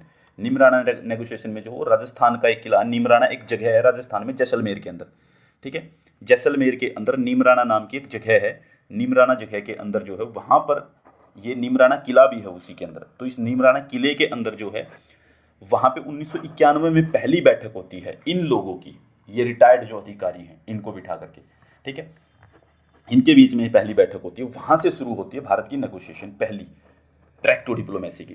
तो 2014 में दुबई में एक और वार्ता होती है, ट्रैक टू वार्ता बोलते हैं उसको, ट्रैक टू नेगोशिएशन दुबई के अंदर 2014 में ट्रैक टू नेगोशिएशन दुबई के अंदर होती है 2014 में, ठीक है। ये किसको लेकर थी? ये थी हमारे जो बॉर्डर डिस्प्यूट्स हैं उसको लेकर के, हमारा बॉर्डर डिस्प्यूट जो उसको लेकर थी 2014 में, ठीक है। तो ये ट्रैक टू डिप्लोमेसी के अंदर आने वाली बहुत सारी चीज़ें हैं जिसको आप कंक्लूड कीजिए, उनको देखते रहिए, ठीक है। ये ट्रैक टू डिप्लोमेसी बेहतर संबंध बनाने के लिए। फिर एक और समझौता ये हुआ है भारत के बीच में, इसके आगे का जो पॉइंट आता है वो आता है सिंधु जल समझौता। सिंधु जल समझौते के अंदर क्या है कि सिंधु वाटर ट्रीटी जो है उसमें ये कब हुई थी? सितंबर 1960 को। इसको करवाया किसने था? विश्व बैंक ने। यानी कि भारत और पाकिस्तान के बीच में जो है वो दिक्कत थी, डिस्प्यूट्स था सिंधु नदी के पानी को लेकर के। तो उस डिस्प्यूट्स को सोल्व करने के लिए जो है 1960 में जो है वर्ल्ड बैंक जो है उसको बीच में लिया गया कि वर्ल्ड बैंक हमारे बीच में आएगा, वो हमारा समझौता करवाएगा, ठीक है। तो सिंधु नदी जो है, सिंधु एवं उसकी जो सहायक नदियां हैं, जिसको हम सिंधु नदी के साथ में जो दूसरी नदियां लगती हैं, झेलम, व्यास, चेनाब, ये सब सिंधु, झेलम, चेनाब, ठीक है, सतलुज, रावी, व्यास, ये जो नदियां लगती हैं इसके साथ में, सिंधु नदी के साथ में, इनको लेकर के समझौता था ये, ठीक है। इसको याद रखने की बात यह है कि सबसे मेन बात तो है कि इसको विश्व बैंक ने करवाया। दूसरी बात यह कि 1960 में हुआ था, ठीक है। और तीसरी बात जो याद रखने की कि इससे डिसाइड क्या हुआ था, इससे चीज़ क्या निकल करके आई? इससे निकल करके आई थी पाकिस्तान और इंडिया को जो है वो पानी जो है वो डिवाइड किया गया कि कौन जो कितना पानी यूज कर सकता है। जैसे कि पाकिस्तान के हिस्से में आई 3 नदियां, सिंधु, झेलम, चिनाब। सिंधु, झेलम, चिनाब, इसको आप ऐसे भी याद करते हैं सीझेची। अगर आपको याद ना रहे सिंधु, झेलम, चिनाब तीनों याद ना रहे तो सीझेची याद नाम कर लीजिए, सिंधु, झेलम, चिनाब ऐसे हो जाएगी। इसके अंदर ये हुआ था, ये जो 3 नदियां हैं, सिंधु, झेलम, चिनाब, जो 3 नदियां हैं, इन तीनों नदियों में से जैसे 80% जो पानी है इन तीनों नदियों का वो तो आएगा पाकिस्तान के हिस्से में, और 20% जो पानी है वो आएगा भारत के हिस्से में, ठीक है। और ये जो है ये सारी पूर्वी नदियां हैं, पूर्व की नदियां हैं, ठीक है, यानी कि ऊपर की नदियां हैं सारी, ठीक है, पूर्व वाली नदियों का। फिर जैसे सतलुज नदी, रावी, व्यास, यानी कि सवरा नाम याद रख ले, सतलुज, रावी, व्यास, सवरा नाम याद रख लीजिए, ठीक है। तो इसमें क्या होगा कि इन 3 नदियों का जो पानी है उसका 80% यूज करेगा भारत और 20% यूज करेगा पाकिस्तान, ठीक है। और हम करते क्या हैं, यहाँ से बहुत सारा पानी हम 80% यूज ही नहीं कर पाते हैं, हमारे पास इतना स्टॉक ही नहीं है कि हम इसका 80% पानी रोक पाएं। हम रोक पाते हैं मुश्किल से 50% पानी, बाकी जो पानी बचता है वो सारा का सारा हम जो है सिंधु नदी में उतार देते हैं, ठीक है। अब भारत वाले जो हैं, कई लोगों को ये लगता है कि पाकिस्तान को पानी क्यों दे रहे हैं, हमारा पानी यूज कर रहे हैं, पानी रोक देंगे। भाई अगर आप लोगों ने वो पानी रोक दिया ना, सच में देखा जाए रैशनल तरीके से आप सोचिए उसको कि अगर हमने पानी रोक लिया वो पाकिस्तान में जाने से, पाकिस्तान से तो पानी नदी से होकर के, सिंधु नदी से होकर के समुद्र में गिर जाता है पानी, वहां प्रॉब्लम नहीं आती है। प्रॉब्लम किसको आएगी इससे? इससे प्रॉब्लम आएगी इंडिया को ही। इंडिया के पास जो है ना तो वो स्टॉक की क्षमता है कि भारत उसको रोक पाएगा यहाँ पे, दूसरी बात ना हमने यहाँ से इतनी नहरें बना रखी हैं कि हम उसको डिस्ट्रीब्यूट कर पाएं लोगों के पास में। अगर हमने रोक लिया तो हमारे सारे बांध टूट जाएंगे इधर वाले और बाढ़ आ जाएगी हमारे यहाँ। जो हमारा भाखड़ा डैम है, भाखड़ा डैम के ऊपर से पानी उतर जाएगा, ऊपर से पानी उतर गया तो सारा पंजाब आधा हरियाणा डूब जाएंगे। बहुत बड़ा एरिया जो है वो बाढ़ के इन्फ्लुएंस में आ जाएगा, बाढ़ से प्रभावित एरिया हो जाएगा फिर। तो इसीलिए जो है ये हवा में बातें नहीं करनी चाहिए कभी भी कि हम पानी रोक देंगे, ठीक है। तो ये सिर्फ पॉलिटिकल बयान होते हैं, इनके ऊपर भरोसा नहीं करना चाहिए। तो ये जरूरी है कि हम देख क्या रहे, हाँ हम अपना 80% यूज कर सकते हैं, ये हमें अधिकार है, इसके लिए कोई नहीं रोक सकता। हम 30% उसकी तरफ छोड़े ना छोड़े ये हमारा अधिकार है, ठीक है। तो हम उसको रोक के अपने लिए यहाँ पे कर क्या सकते हैं, बड़ी बड़ी नहरें बनाइए। राजस्थान सूखा पड़ा है, पूरे राजस्थान में नहरें पहुंचाइए, पहुंचाइए पानी को, करिए यूज पानी का, कौन रोक रहा है पानी यूज करने से, ठीक है। हमें अपनी जरूरतों को ध्यान में रखें ना, हम बाढ़ क्यों लाना चाहते हैं, लोगों को यूज के लिए लाइए। पूरे राजस्थान के अंदर सूखा रहता है, ठीक है, पूरे राजस्थान के अंदर फसल तक नहीं होती है पानी की कमी के कारण, आधे हरियाणा में फसल नहीं होती है। आपके पास पानी है तो इंतजाम कीजिए, SYL जैसी नहरों को बनाइए, उसको पूरा कीजिए और पानी लेके आइए। आप कहते हैं कि पंजाब पानी रोक रहा है, पंजाब पानी नहीं रोक रहा है वहाँ से हमारा पानी। तो ये है कि अगर पंजाब भी ये सोचता कि हमारा पानी इधर आ जाए सारा का सारा, पहली बात तो ये है कि इसके ऊपर डिबेट नहीं करनी चाहिए हमें SYL के ऊपर, क्योंकि SYL के पानी का मुद्दा ही दूसरा है, उसमें कितना पानी डिसाइड हुआ, कैसे हुआ, वो समझौता आपको पढ़ना चाहिए, ठीक है, कि SYL समझौता क्या था भारत पंजाब हरियाणा पंजाब के बीच में, ठीक है। आगे चलते हैं, आगे की बात को पढ़ते हैं, आगे चलते हैं जेनेवा कन्वेंशन की तरफ। जेनेवा कन्वेंशन क्या कहती है, जेनेवा कन्वेंशन में देखिए, आप लोगों ने देखा पुलवामा अटैक हुआ था 2019 में। 2019 में जब पुलवामा हमला हुआ, देखो ये चीज़ वैसे तो भारत पाकिस्तान के रिलेशन से कहीं नहीं जुड़ी हुई है, लेकिन मैं बता इसलिए रहा हूँ, लिख इसलिए रखी ये बीच में कि ये हो सकता है पेपर में कहीं पे आ जाए, ठीक है। 2019 में जब पुलवामा हमला हुआ उसके बाद क्या हुआ कि जो भारत की सेना है उसने क्या है कि, भारत की सेना का मतलब है कि जो भारत की एयरफोर्स है, एयरफोर्स लगा लेना, यहाँ पे भारतीय सेना नहीं है, सेना थल सेना होती है। तो भारत की जो एयरफोर्स है उसने एयर स्ट्राइक कर दी, एयर स्ट्राइक की। एयर स्ट्राइक में क्या हुआ कि हमारा एक विंग कमांडर था अभिनंदन, हमारा विंग कमांडर अभिनंदन जो है वो पाकिस्तान में अपना जो हवाई जहाज़ है, उसका जो लड़ाकू विमान था, MiG-21 था, कौन सा था वो उसके पास, वो लेके गए और वहाँ पे क्या हुआ कि वो क्रैश हो गया और वो पकड़े गए, ठीक है। अब उसे क्या किया गया, उसको बंदी बना लिया गया, ठीक है, उसको पकड़ के बंदी बना लिया। उसमें पर क्या है कि बंदी सैनिकों के, ये जो जेनेवा कन्वेंशन की जो हम बात कर रहे हैं, ये वही बात करती कि जो सैनिक हैं जो दूसरे देश से आते हैं, जो पकड़े जाएंगे, बंदी सैनिकों के अधिकारों के कारण ये जो जेनेवा कन्वेंशन है ये चर्चा में आ जाती है कि इसको बंदी नहीं बना सकते हैं आप लोग, इसको रोक नहीं सकते, इसको छोड़ना पड़ेगा, ठीक है। पहली बात तो वो सैनिक था, वो सीधी बात है लड़ाई करने गया था। अब लड़ाई करने गया, हुई है या नहीं हुई है, उसको छोड़ना पड़ेगा।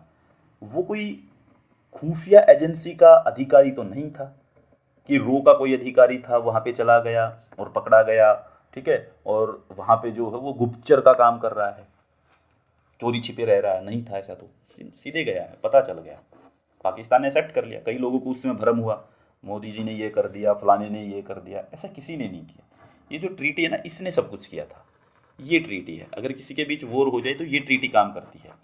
इस ट्रीटी में है क्या, 1864 से लेकर के 1949 तक, 1864 से लेकर के 1949 तक जो है जिनेवा के अंदर, ठीक है, एक इंटरनेशनल ट्रीटीज का दौर चलता है। जिनेवा के अंदर जो है, स्विट्जरलैंड में जिनेवा जो है, वहाँ पे इंटरनेशनल ट्रीटीज का एक दौर आता है, जिसमें कुल मिलाकर के 4 ट्रीटी होती हैं। 1864 से 1949 तक 4 ट्रीटी होती हैं। इसमें ट्रीटी देखे क्या है, इन ट्रीटीज में क्या होता है कि जो युद्ध में बंदी सैनिक हैं, युद्ध में जो बंदी हैं, जो नागरिक हैं, यानी कि जो सिटीजन हैं, ठीक है, यानी कि जो प्रिजनर हैं, आप ये बंदी होते हैं प्रिजनर, ठीक है, यानी कि वॉर प्रिजनर, सिटीजन, उनकी जो राइट्स हैं उनको प्रोटेक्ट करने की बात की जाती है इन ट्रीटीज़ के अंदर, ठीक है। इन ट्रीटीज़ में उनको प्रोटेक्ट करने की बात होती है। अभी देखिए, पहली ट्रीटी में क्या होता है, 1864 में, 1864 में जो ट्रीटी हुई उसमें कहा गया कि जर्मनी के जो सैनिक हैं, ये जर्मनी के सैनिकों से रिलेटेड है कि जर्मनी के जो सैनिक हैं उनका ध्यान रखा जाएगा। यानी कि ये सैनिक जो हैं जर्मनी के, ये यानी कि जमीन पे लड़ने वाले सैनिक, उनके अधिकार आएंगे यहाँ पे 1864 वाली में। दूसरी जो ट्रीटी होती है, जो समुद्र में शामिल होने वाले, यानी कि ये समुद्र नहीं लिखा हुआ है, समुद्र ही लिखा हुआ है, समुद्र लिख लेना इसको। यानी कि समुद्र में, पानी में जो लड़ेंगे, ये तो लड़ रहे थे जमीन पे, जो पानी में युद्ध में, पानी के युद्ध में शामिल होंगे, वहां पे जो युद्धबंदी होंगे, यहाँ वहां पे जो पकड़े जाएंगे, उनके अधिकारों से रिलेटेड है। तीसरी थी, देखो ये होती है 1864 में, ये होती है 1899। इसको एक बार चेक कर लेना, सेकंड वाली ट्रीटी जो 1899 है या 1907 है, एक मिलेगी आपको, कोई भी मिल सकती है, एक बार चेक जरूर कर लेना, क्रॉस चेक करनी पड़ेगी आपको एक बार, ठीक है। तीसरी जो ट्रीटी होती है वो होती है 1929 में, ये होती है युद्धबंदियों से रिलेटेड। यानी कि यहाँ पे भी वही बात आती है, ये अभी तक तो जर्मनी तक की बात आ रही थी, अभी यूरोप के अंदर चली गई है बात, अब युद्धबंदी कौन है उनके बारे में। चौथी है ये फोर्थ जो 1949 वाली जेनेवा कन्वेंशन जो है, ये आती है सिटीजन्स के अधिकार, कि सिटीजन के अधिकार क्या हैं। और जेनेवा कन्वेंशन पे हम देशों के सिग्नेचर हैं, तो हमें माननी पड़ेंगी वो बातें कि युद्धबंदी जो है, यानी कि युद्ध में पकड़ा गया अभिनंदन जो है, उसके अधिकार हैं, आप उसको नुकसान नहीं पहुंचा सकते, आपको उसे वापस सौंपना पड़ेगा। तो ये तो वहां पे लिखा हुआ था, उसकी वजह से इनको वापस करना था, वो तो था ही नहीं कहीं पे कि युद्ध किया जाएगा, कुछ भी नहीं था ऐसा, ठीक है। तो ये हुआ जेनेवा कन्वेंशन के बारे में बात। अब हम बात करते हैं एमएफएन के बारे में। एमएफएन का मतलब है most favoured nation. Most favoured nation, most favoured nation का मतलब क्या है, जब पुलवामा अटैक हुआ, पुलवामा अटैक के बाद में क्या है कि भारत ने जो है वो पाकिस्तान से जो एमएफएन का जो स्टेटस था वो वापस ले लिया। एमएफएन का जो स्टेटस है वो भारत ने वो रीबैक कर लिया, वापस ले लिया। भारत ने दिया कब था, 1996 में, 1996 में मोस्ट फेवर्ड का नेशन का दर्जा दिया था, ठीक है। इसमें क्या है कि पाकिस्तान ने भारत को दे रखा था, पाकिस्तान ने 2012 में भारत को ये स्टेटस दिया था कि हम भारत को मोस्ट फेवर्ड नेशन मानते हैं, कि अपने फेवर का नेशन मानते हैं। एमएफएन जो वर्ड है, एमएफएन जो वर्ड है, मोस्ट फेवर्ड नेशन वर्ड जो, ये डब्ल्यूटीओ से निकला हुआ शब्द है, कि डब्ल्यूटीओ वर्ल्ड ट्रेड ऑर्गेनाइजेशन जो है, जो 1995 में बनता है, उसने ये वर्ड जो है वो बनाया था, ठीक है। इसका मतलब है कि जो डब्ल्यूटीओ है, यानी कि डब्ल्यूटीओ में जो जितने भी देश शामिल हैं, यानी कि डब्ल्यूटीओ के अंदर जो भी देश शामिल है, वो अपने जितने भी ट्रेड एग्रीमेंट होंगे, जितने भी अपने ट्रेड एग्रीमेंट होंगे, और या फिर उसके जो ट्रेड पार्टनर हैं, उनके साथ में कभी भी भेदभाव नहीं करेगा, ठीक है। यानी कि हम, भारत जो है पाकिस्तान को अपने फेवर का नेशन मानता है, इसीलिए भारत जो है पाकिस्तान के साथ में कभी भी 1996 में जब ये स्टेटस दिया भारत ने, तो कहा था कि हम जो कभी भी पाकिस्तान के साथ ट्रेड में डिस्क्रिमिनेशन नहीं करेंगे, कि हम किसी को ज़्यादा छूट दे रहे हैं, इसको कम दे रहे हैं, हम बल्कि ये करेंगे कि मोस्ट फेवर्ड नेशन का मतलब है कि हम इसको अपने साथ जोड़ने का प्रयास करेंगे, इसको अपने से अलग नहीं होने देंगे, ठीक है। ये बात कहते हैं यहाँ पे। इसके बाद आता है शिवालय तेजा सिंह मंदिर वाला मुद्दा। शिवालय तेजा सिंह मंदिर क्या है कि ये पाकिस्तान का एक सियालकोट जगह है, पाकिस्तान के सियालकोट में एक जगह है, ठीक है, वहां पे ये मंदिर है। ये क्या है कि ये हजारों साल पुराना मंदिर है, हजारों साल पुराना मंदिर है। और 1947 में जब भारत पाकिस्तान का जब दंगा हुआ, पार्टीशन हुआ, जब इंडिया के पार्टीशन के समय पे 1947 में उन दंगों के कारण क्या है कि इस मंदिर को बंद कर दिया गया, ठीक है। ये मंदिर जो है, शिवालय तेजा सिंह मंदिर जो है, 1947 में बंद कर दिया गया था दंगों के कारण, कि इसको तोड़ ना दिया जाए, तोड़ फोड़ ना हो जाए। जुलाई 2019 में जो हिंदू तीर्थ यात्री हैं उनके लिए इसे दोबारा खोल दिया गया है। ये तो बहुत अच्छी बात है कि वहाँ पे हिंदू तीर्थ यात्री जो हैं वो अब जा सकते हैं, जिनका शिवालय तेजा सिंह मंदिर में जाने का मन हो, तो शिवालय तेजा सिंह मंदिर को दोबारा खोल दिया गया जुलाई 2019 में, जो 1947 में बंद पड़ा था, ठीक है। इसके बाद जो है ये आता है हमारा सरक्रीक विवाद। पाकिस्तान के साथ हमारा सरक्रीक विवाद क्या है वो देखते हैं। सरक्रीक विवाद के अंदर क्या है, गुजरात का जो कच्छ का रण है, आपने देखा होगा ना कि ये जैसे, सॉरी एक सेकंड, देखिए गुजरात जो है उसके अंदर क्या है कि ये एरिया है, ठीक है। और तो ये जो एरिया है यहाँ पे, जो हिस्सा है वो पाकिस्तान और इंडिया के बीच समुद्री क्षेत्र है। यहाँ पे ये इधर जो है यहाँ तक जो है ये पाकिस्तान आता है, ये पाकिस्तान का एरिया है, ठीक है। ये इधर पाकिस्तान है, जिसको हम कह सकते हैं कि ये एरिया पाकिस्तान का है। ये इंडिया है इधर, ये गुजरात है, ठीक है। तो ये इनके बीच का एरिया है यहाँ पे, और ये दलदल वाला एरिया है लगभग, ठीक है। यानी पाकिस्तान का जो सिंध प्रांत है, कराची जो यहाँ पे लगता है, कराची सिंध प्रांत के अंदर आता है, ये उससे लगता हुआ एरिया है जो लगभग 96 किलोमीटर तक जाता है, ठीक है। और ये जो ये दलदल है, इस दलदल के अंदर जो है ये विवाद रहता है कि पाकिस्तान दावा करता कि ये हमारा है, भारत दावा करता कि ये हमारा है, ठीक है। तो ये एरिया जो है देखो ऐसे बन जाती हैं लहर, यहाँ पे ऐसे समुद्र के किनारे पे। तो ये लहर क्या है कि ऐसे बनने से यह क्या होता है कि समुद्र के किनारे पानी कभी आता कभी चलता, तो दलदल हो जाती है। इस दलदल में क्या होता है कि यहाँ पे गैस बननी शुरू होती है, और ये विवाद है कि जो तेल और गैस है वो यहाँ पे बना हुआ है। तो यहाँ पे तेल और गैस को निकालने के लिए झगड़ा है कि ये एरिया जो है पाकिस्तान कहता है कि हमारा है, ये सरक्रीक वाला, भारत कहता है हमारा है। और विवाद ये है कि यहाँ से कभी न कभी तेल निकलेगा, यहाँ से गैस निकलेगी, इसीलिए दोनों का दावा है, दोनों आपस में लड़ते रहते हैं इस बात को लेकर के। इसके बाद आता है सियाचिन का विवाद, सियाचिन मुद्दा। सियाचिन मुद्दे को देखिए कब क्या हुआ। ये क्या है कि पीओके, ठीक है, पीओके और भारत और चीन के बीच में एक जंक्शन है, ठीक है। यानी कि ये मैं बना ही देता हूं, ये कश्मीर है, ये है कश्मीर, ये एरिया जो है ये पीओके का एरिया है, और ये जो एरिया है ये इधर ये चाइना कैप्चर करता है इसको, ये पीओके पाकिस्तान कैप्चर करता है। ये ट्रायंगल बनी हुई है ऐसे, ठीक है। लद्दाख वाला एरिया इधर है, इधर ये पीओके, ये इधर कश्मीर है, आधा कश्मीर है, ठीक है। तो यहाँ पे एक बीच में ये जंक्शन है, ये जंक्शन है वो जो भारत पाकिस्तान चीन यहाँ पे बनता है, और इसको विश्व का, दुनिया का, वर्ल्ड का सबसे ऊंचा युद्ध क्षेत्र माना जाता है। युद्ध क्षेत्र का मतलब है कि यहाँ पे झगड़ा होता है इस एरिया में। -50 डिग्री तापमान रहता है यहाँ पे, -50 डिग्री तापमान, ठीक है। तो -50 डिग्री टेम्परेचर रहने के कारण क्या है कि इसका लगभग 2/3 भाग जो भारत के कब्जे में है, ठीक है। 2/3 भाग, यानी कि 3 में से 2 हिस्से भारत के पास हैं, ठीक है।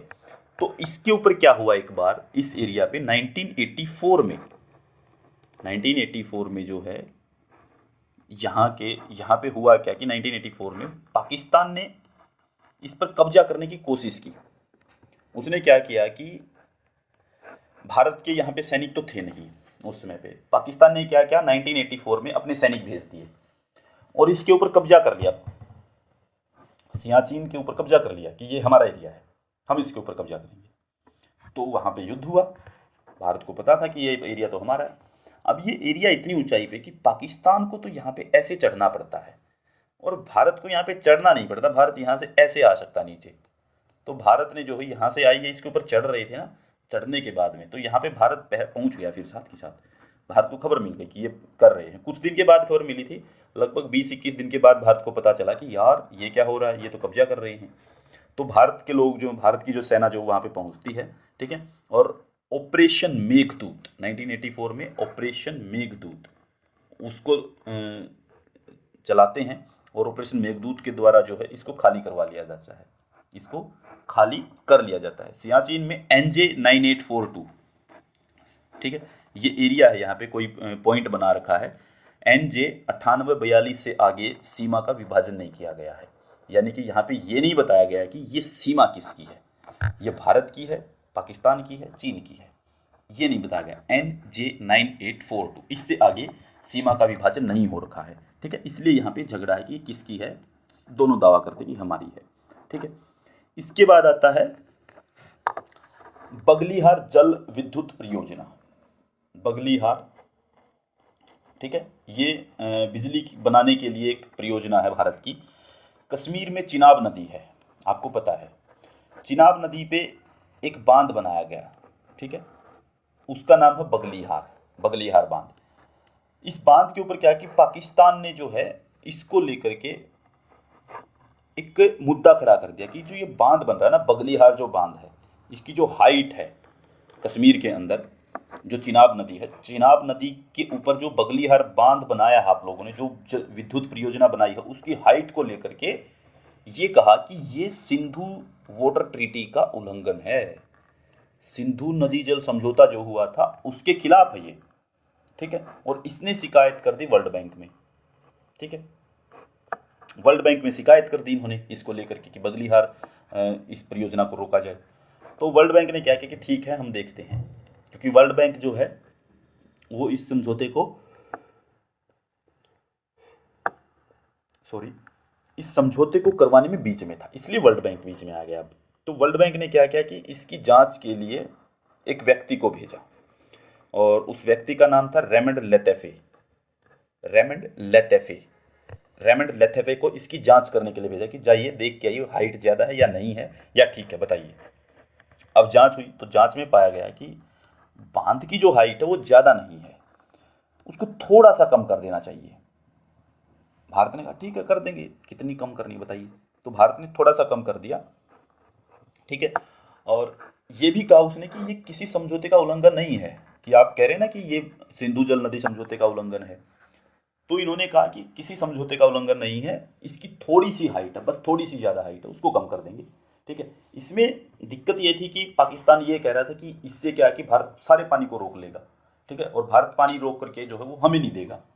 इसमें दिक्कत ये थी इन लोगों के साथ में, ठीक है। तो यह ये बगलीहार जल विद्युत परियोजना ये भी भारत पाकिस्तान के बीच में डिस्प्यूट्स का मुद्दा है और चिनाब नदी के ऊपर बनी हुई है।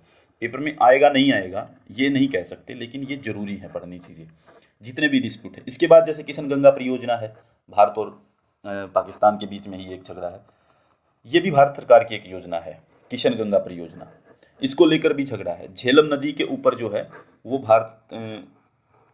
झेलम नदी की एक सहायक नदी है किशन गंगा, ये क्या है किशन गंगा। तो ये किशन गंगा जो है झेलम नदी की सहायक नदी है। झेलम नदी ऐसे आती है ना, तो ये झेलम नदी के अंदर ऐसे आके मिलती है, ठीक है। तो झेलम नदी के अंदर आके मिलती है, उसकी एक सहायक नदी है, ठीक है। तो यहाँ पे क्या है कि ये यहाँ पे भारत ने 330 मेगावाट का एक प्रोजेक्ट शुरू किया है जिसका नाम है किशन गंगा परियोजना, ठीक है। तो इसका भी विरोध कर रहा है पाकिस्तान, कह रहा है कि ये मत शुरू करो, ये ठीक नहीं है, हमारे लिए खतरा है।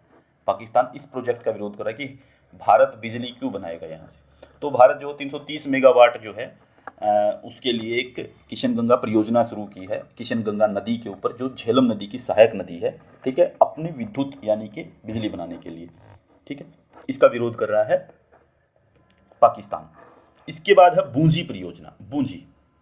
बूंजी के अंदर क्या है कि पाकिस्तान में जो सिंधु नदी है, सिंधु नदी पर जल विद्युत परियोजना है ये भी, यानी कि ये पाकिस्तान की है। बूंजी परियोजना जो है वो सिंधु नदी पर जो है पाकिस्तान के द्वारा शुरू की गई एक पावर प्लांट लगा लीजिए जल विद्युत परियोजना है। यहाँ पे भारत इसका विरोध करता है, ठीक है। बूंजी परियोजना की भारत कहता है कि जो ये सिंधु नदी है, जो ये पीओके में बनाया जा रहा है, बूंजी परियोजना पीओके के अंदर बन रही है, पीओके में सिंधु नदी पर है। भारत कहता है, भारत विरोध करते हुए कहता है कि पीओके तो भारत का क्षेत्र है, बना कैसे रहे हो। भारत कहता है कि यहाँ मत बनाइए, ये हमारा एरिया है, हम बनाएंगे अपने को, हमारा एरिया छोड़ दीजिए। भारत ऐसे बोलता है इनके लिए। इसके बाद है तुलबुल नो परिवहन परियोजना। इसको देखिए, तुलबुल नो परिवहन परियोजना ये पेपर में आ सकती है। तुलबुल नो परिवहन परियोजना भारत सरकार ने जो है 1984 में कश्मीर के अंदर एक वुलर झील है, आपको पता भी होगा, मीठे पानी की झील है वुलर झील, और सोपोर नाम का एक कस्बा है, इनको जोड़ने के लिए जो है एक नो परिवहन शुरू किया था, ठीक है। भारत ने जो है 1984 में कश्मीर के अंदर जो वुलर झील है उसको जोड़ने के लिए, और एक कस्बा है सोपोर कस्बे को और वुलर झील को जोड़ने के लिए योजना शुरू की, तुलबुल परिवहन योजना, ठीक है। इसके लिए जो है झेलम नदी पर जो है एक पुल बनाया गया, ठीक है। एक सेकेंड रुकिए,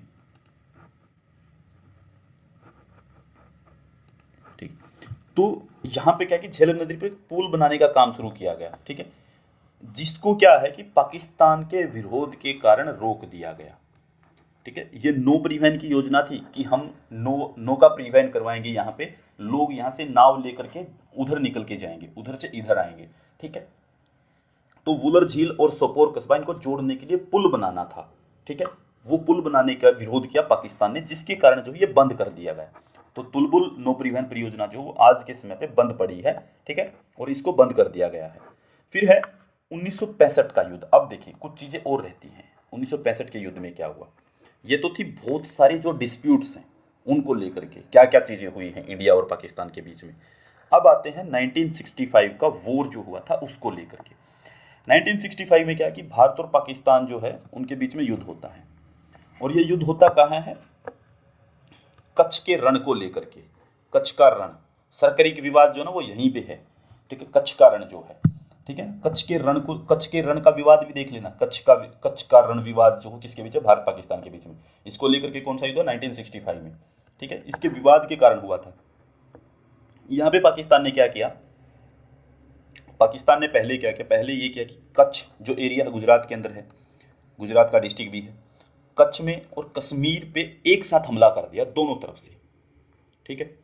यहाँ पे 1965 में जो युद्ध हुआ था उसमें जो है पाकिस्तान ने कच्छ वाला जो एरिया है, यानी कि ये जो एरिया है, ये जो एरिया है यहाँ पे, ये जो गुजरात वाला एरिया है, इसके ऊपर हमला हो जाता है यहाँ पे कच्छ के रण में, ठीक है। यहाँ पे भारत का एयरबेस भी था, एयरबेस पे भी हमला होता है। फिर ऊपर जैसे यहाँ पे जैसे ये कश्मीर है तो यहाँ पे भी हमला हो जाता है, क्योंकि ये एरिया तो है ही पाकिस्तान के कब्जे में, तो यहाँ पे हमला होगा कश्मीर के ऊपर, ठीक है। इस एरिया पे हमला कर दिया पाकिस्तान ने, ठीक है। तो इसके जवाब में भारत ने क्या किया कि यहाँ पे जो ये पंजाब है, पंजाब से यहाँ पे है लाहौर, इस लाहौर पे हमला कर देता भारत। और बताया जाता है कि उस समय भारत ने जो है आधे लाहौर पे कब्जा कर लिया था। तो भारत पाकिस्तान जो है, पाकिस्तान जो भारत विरोधी जो है वो हमेशा अपनी जो उसकी फॉरेन पॉलिसी है उसको अपनाता रहा है, ठीक है। उसी समय पे यही बात हुई थी कि पाकिस्तान ने क्या किया था कि भारत के विरोध में अपनी फॉरेन पॉलिसी बनाई हमेशा से, कि भारत को कंट्रोल करेंगे, विदेश नीति कुछ भी बनानी पड़े भारत के खिलाफ बनेगी बस। इसीलिए उसने क्या किया था, उसी समय पे सीटो और सेंटो ये उसका सदस्य बना था, ठीक है। South east treaty organisation, central east north treaty organisation, ठीक है। तो ये ट्रीटी थी जो इनके अंदर शामिल हो जाता है। ये ऑर्गेनाइजेशन थे, सैनिक संगठन थे, इनमें शामिल होता है। क्योंकि भारत इनमें नहीं था इसलिए ये इनमें शामिल हो गया, ठीक है। इसके कारण इसके अंदर थोड़ा हदमखम दिखा कि ये देश हमारी मदद करेंगे जो इनके अंदर शामिल हैं। 1965 का युद्ध कर दिया, किसी ने मदद नहीं की। भारत ने लाहौर को कब्जा लिया था उस समय पे, इन्होंने उन दो जगह पे हमला कर रखा था। इस युद्ध में क्या है कि पाकिस्तान की हार होती है, पाकिस्तान को वापस हटना पड़ता है, ठीक है। लाहौर भारत ने वापस दे दिया। और 1966 में जो है ताशकंद समझौता होता है, 1966 में जो है ताशकंद समझौता होता है। और इस समझौते में जो है वो पाकिस्तान के जो जनरल हैं अयूब खान, ये पेपर में आ सकता है। 1966 का ताशकंद समझौता किसके बीच हुआ, भारत पाकिस्तान के बीच में। किसने करवाया, मॉस्को, मॉस्को यानी कि रसिया ने भारत के बीच, इनके बीच में मध्यस्थता की थी, भारत पाकिस्तान के बीच में। रूस इसके बीच में आया था। तो पाकिस्तान की तरफ से आए थे जनरल अयूब खान, और भारत की तरफ से गए थे भारत के लाल बहादुर शास्त्री, ठीक है, लाल बहादुर शास्त्री, ठीक है। रूस जो इसकी मध्यस्थता कर रहा था। और इसी के बाद में जो है ये जो समझौता हुआ, इस समझौते की रात को, ये समझौता पूरा होने के बाद में लाल बहादुर शास्त्री जो है उनकी डेथ हो गई थी, ठीक है, रसिया के अंदर, ताशकंद के अंदर ही जहाँ पे ये थे, ठीक है, वहाँ पे ये समझौता होता है। इसके बाद 1971 का युद्ध होता है। एक 1971 में भी भारत पाकिस्तान युद्ध हुआ है। तो 1971 में क्या है कि बांग्लादेश के अलग होने के समय पे, जब बांग्लादेश अलग हो रहा था उस समय भी भारत का पाकिस्तान के साथ में जो है एक बार फिर से युद्ध हुआ है। इसमें क्या है कि इसमें भी पाकिस्तान की हार होती है, पाकिस्तान को हार का सामना करना पड़ता है। और 2 जुलाई को जो है वो 1972 को, 2 जुलाई 1972 को शिमला समझौता होता है। याद रखना, ये पेपर में आ जाता है कई बार कि किस डेट ही आ जाती है, 2 जुलाई 1972 शिमला समझौता होता है। इसमें जो लोग शामिल होते हैं वो होते हैं, इंदिरा गांधी शामिल होती हैं, जुल्फिकार अली भुट्टो शामिल होते हैं। ये नाम याद रखने हैं, यहाँ पे इंदिरा गांधी और जुल्फिकार अली भुट्टो ये लोग शामिल होते हैं। और 17 दिसंबर 1971 को जो है, 17 दिसंबर 1971 को जो है वो युद्ध विराम हो जाता है, ठीक है। इसी को बोलते हैं लाइन ऑफ कंट्रोल, LOC की मान्यता यहीं से दी जाती है। 1971 में, ठीक है। युद्ध विराम घोषित हुआ, LOC यहाँ से शुरू होती है, लाइन ऑफ कंट्रोल, युद्ध विराम रेखा इसको बोलते हैं, ठीक है, युद्ध विराम रेखा, ठीक है। तो 1971 में ये युद्ध हुआ था, इसमें भारत की फिर से जीत होती है। कारगिल युद्ध होता है 1999 में, कारगिल का संघर्ष भारत पाकिस्तान के बीच में। जुलाई 1999 में जो है JNK के अंदर, जम्मू एंड कश्मीर के अंदर कारगिल का एक जिला है, ठीक है, मतलब कारगिल नाम का एक जिला है, JNK में कारगिल नाम का एक जिला है, उसके अंदर जो है ये LOC जो है, जो ये 1971 में बनी थी, LOC के पास लड़ा जाता है, लाइन ऑफ कंट्रोल के पास लड़ा जाता है। इसके ऊपर एक फिल्म बनी हुई है, LOC लाइन ऑफ कंट्रोल नाम से फिल्म है, ठीक है। और ये जब युद्ध लड़ा गया कि पाकिस्तान ने यहाँ पे पहले हमला किया था, पहले हमला किया, उसके बाद भारत ने क्या किया कि इसको खाली करवाने के लिए इन्होंने कारगिल को कब्जे में कर लिया था। कारगिल को खाली करवाने के लिए अपना ऑपरेशन चलाते हैं, ऑपरेशन विजय, ठीक है। इसी को बोलते हैं विजय दिवस, विजय दिवस भी इसी के लिए मनाया जाता है हमारा, ठीक है। तो इसी को जो है ऑपरेशन विजय के रूप में शुरू किया जाता है। और जो इंडिया की एयरफोर्स है, इंडिया की एयरफोर्स भी जो वो LOC के साथ में उसमें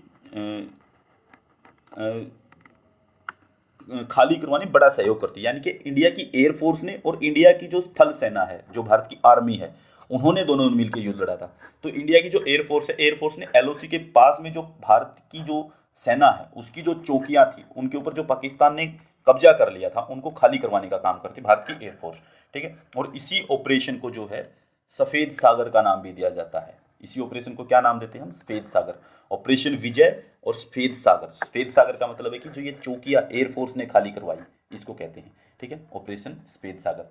इसमें जो जो भारत की जो मिलिट्री, भारत की सेना ने क्या है कि वो अपनी मतलब की विक्ट्री हासिल की, जीत हासिल की, ठीक है। और भारतीय सेना ने इसी को ध्यान में रख करके, इसी को मतलब कि अपने मद्देनजर रखते हुए और इसी को बेस बना करके, आधार बना करके कारगिल युद्ध स्मारक जो बनाया था, वो कहाँ है? द्रास क्षेत्र है जम्मू एंड कश्मीर में। जम्मू एंड कश्मीर द्रास क्षेत्र है जहाँ पे कारगिल युद्ध स्मारक बना हुआ है। किसने बनाया? भारतीय सेना ने बनाया था, भारत सरकार ने नहीं, भारतीय सेना ने, ठीक है। जिस पर जो है एक कविता लिखी हुई है, माखनलाल चतुर्वेदी की एक कविता है, ठीक है। उसकी कविता का नाम है पुष्प की अभिलाषा। ये कविता है माखनलाल चतुर्वेदी की, पुष्प की अभिलाषा। ये कविता जो है, ये पोइम जो है, ये लिखी हुई है कारगिल युद्ध स्मारक के ऊपर, जो सेना ने बनाया था द्रास क्षेत्र के अंदर, ठीक है। इसके बाद जो चीज़ें रहती हैं, अभी है टाइम, इसके बाद जो सर्जिकल स्ट्राइक होती है, जो सर्जिकल स्ट्राइक कब हुई थी? 29 सितंबर 2016 को। मतलब कि भारत ने पाकिस्तान का जो एरिया है, पाकिस्तान के यानी कि POK के अंदर कश्मीर में ये हमला हुआ है, ठीक है। ये मतलब सर्जिकल स्ट्राइक है 29 सितंबर 2016 को जो हुई थी, वो पाकिस्तान का POK के अंदर जो है वहाँ पे भारत ने हमला किया था। और इसके अंदर जो है ये स्ट्राइक जो 18 सितंबर 2016 में उरी क्षेत्र में, देखिए ये 29 सितंबर को होती है सर्जिकल स्ट्राइक। उससे पहले क्या होता है? 18 सितंबर 2016 को, ठीक है, उरी क्षेत्र में भारत का जो सेना का जो कैंप है, भारतीय सेना का जो कैंप है, उसके ऊपर हमले किया गया था। उसके ऊपर हमला हुआ था। कहाँ से? जैश ए मोहम्मद नाम का एक संगठन है, आतंकवादी संगठन जैश ए मोहम्मद। यही संगठन भारत की सर में दर्द बना रहता है। पुलवामा अटैक का भी जिम्मेदार यही था, ठीक है। इस संगठन ने यह हमला किया, इसने इसकी जिम्मेदारी ली कि हमने हमला किया 18 सितंबर 2016 को। और इसके अंदर जो भारत के लगभग 25 से 30 जो सैनिक हैं वो मारे जाते हैं। और यहीं से फिर सर्जिकल स्ट्राइक नाम से जो है एक ऑपरेशन शुरू किया जाता है। सर्जिकल स्ट्राइक जो है वो 29 सितंबर 2016 को किया जाता है कि पाकिस्तान का जो एरिया है वहाँ पे जो ये बेस हैं, ठीक है, इन बेस को, जो ये जैसे मोहम्मद के बेस थे वहाँ पे, उनके ऊपर हमला किया भारत ने कि आतंकवादी जो ठिकाने हैं उन पे हमला करेंगे। तो सर्जिकल स्ट्राइक में होता है। Indian line of control strike भी कहा जाता है इसको क्या नाम से बोला जाता है? इंडियन लाइन ऑफ कंट्रोल, ठीक है। फिर है जैसे बालाकोट स्ट्राइक, आपको याद होगी 2019 वाली बालाकोट स्ट्राइक 2019, जब 26 फरवरी 2019 को पाकिस्तान के बालाकोट में एक आतंकवादियों का ट्रेनिंग कैंप चल रहा था, उसमें पे इसको किया गया था। और ये किया गया था जो 14 फरवरी 2019 को पुलवामा अटैक हुआ उसके जवाब में, यानी कि पुलवामा अटैक किया था इन लोगों ने जहाँ पे ये ट्रेनिंग दे रहे थे जैसे मोहम्मद। तो जैसे मोहम्मद का एक ट्रेनिंग कैंप था, वहाँ पे हमला किया गया। ये हमारे फैक्ट बताते हैं हमें, ठीक है, वो चीज़ थी, ठीक है। फिर है जैसे पठानकोट अटैक था 2016 का, इसको ना बालाकोट एयर स्ट्राइक को ही शायद मंकी ऑपरेशन का नाम दिया गया था, मंकी ऑपरेशन, इसको बोलते हैं मंकी ऑपरेशन, ठीक है। तो मंकी ऑपरेशन कहा जाता है इसको, कि एकदम से जाके हमला किया था हमने। फिर है जैसे पठानकोट अटैक जो हुआ था 2016 के अंदर, ठीक है। पठानकोट अटैक के अंदर जो है वो क्या था कि जब प्रधानमंत्री मोदी जो वहाँ पे गए थे पहले, उसके बाद अटैक होता था। 2 जनवरी 2016 की सुबह, 2 जनवरी 2016 को जो है सुबह सुबह पठानकोट के अंदर जो है, जो हमारा एयर स्टेशन है, ठीक है, हमारी जो एयरफोर्स का स्टेशन है, एयर स्टेशन जो है वहाँ पे हमला होता है, ठीक है। आतंकवादियों का हमला होता है और वहाँ पे घुस जाते हैं वो लोग। तो यहाँ पर भी कई लोग मारे जाते हैं और इसकी भी जिम्मेदारी हो जैश ए मोहम्मद के आतंकवादियों ने ली थी, ठीक है। इसको भी जो जिम्मेदार किसे ठहराया गया, जैश ए मोहम्मद, ठीक है। तो जैश ए मोहम्मद ने पठानकोट अटैक की जिम्मेदारी ली थी। अब ये जो चीज़ें हैं, ये चीज़ें शायद पिछली बार पेपर में भी आई थी, ये तीनों चीज़ें, सर्जिकल स्ट्राइक कभी, बालाकोट स्ट्राइक कभी, पठानकोट हमला कब हुआ। तो इसका मतलब है कि क्वेश्चन यहाँ से आते हैं, ठीक है। हमने लगभग चीज़ें कवर करने की कोशिश की है, बाकी कुछ छूट भी गया होगा तो पता नहीं, लेकिन लगभग सारी चीज़ें कवर करने की कोशिश की है हमने। तो आप लोग जो हैं इसको अच्छे से एक बार दोबारा से एक बार फिर से तैयार कर लें। ये आज का टॉपिक था, भारत पाकिस्तान रिलेशन। अगली क्लास में जो है हम डिस्कशन करेंगे इंडिया बांग्लादेश रिलेशन को, ठीक है। आज के लिए